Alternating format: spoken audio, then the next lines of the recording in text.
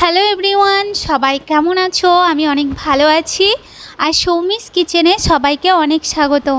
আজকে আমি আপনাদের সাথে খুব কম মশলায় ভেন্ডি দিয়ে বাটা মাছের ঝোলের রেসিপি শেয়ার করব।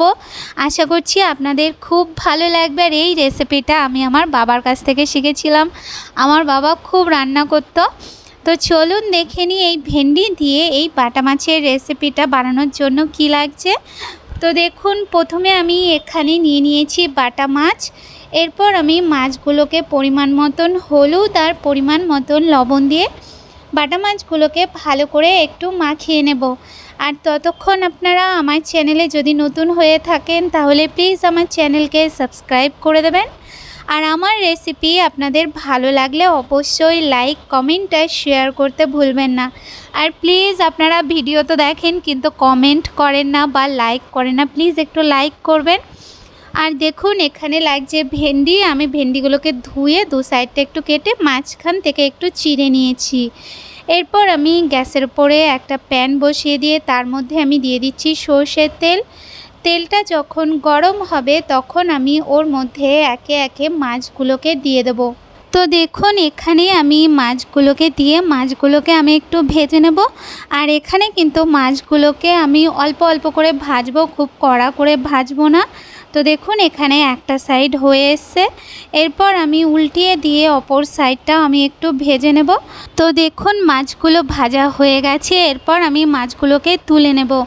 আর এইভাবেই আমি আর যেই মাছগুলো আছে সেই মাছগুলোকেও আমি ভালো করে ভেজে আমি তুলে নেব। এখানে আমি আর দেখাচ্ছি না। এরপর আমি ওই মাছ ভাজার তেলের মধ্যেই দিয়ে দেবো জিরে আর কালো জিরে ফোড়ন।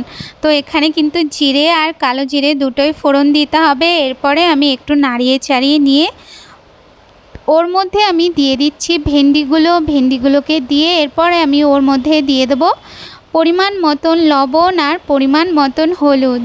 লবণ আর হলুদটা দিয়ে আমি ভেন্ডিগুলোকে ভালো করে ভেজে নেব।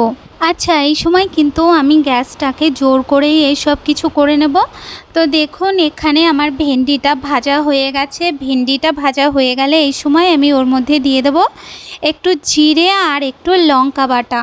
তো জিরে আর লঙ্কা বাটাটা দিয়ে এরপর আমি ভেন্ডিটার সাথে ভালো করে মশলাটাকে একটু কষিয়ে নিতে হবে।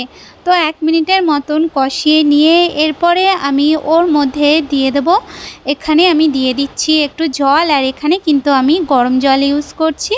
তো জলটা দিয়ে এরপর আমি হালকা নাড়িয়ে দিয়ে এরপর আমি ঝোলটাকে ফুটতে দেব। তো ঝোলটা যখন ভালো মতন ফুটে উঠবে তখন আমি ওর মধ্যে দিয়ে দেবো ভেজে রাখা মাছগুলো।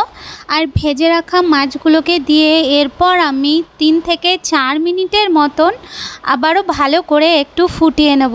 তো 3-4 মিনিট ভালো করে ফুটিয়ে নিয়ে তাহলে যখন এরকম অবস্থায় চলে আসবে তখন আমি ওর মধ্যে দিয়ে দেবো একটু ধনেপাতা কুচি দিয়ে এরপর 2-1 মিনিটের মতন একটুখানি ফুটিয়ে নিলেই আমাদের তৈরি হয়ে যাবে বাটা মাছ দিয়ে ভেন্ডির পাতলা ঝোল। তো এই গরমে আপনারা এইভাবে একবার বাটা মাছ রান্না করে দেখবেন। আশা করি আপনাদের সবার খুব ভালো লাগবে। তো রেসিপিটা ভালো লাগলে অবশ্যই লাইক, কমেন্ট আর শেয়ার করতে ভুলবেন না। সবাই ভালো থাকবেন। দেখা হচ্ছে নতুন রেসিপির সাথে। ধন্যবাদ।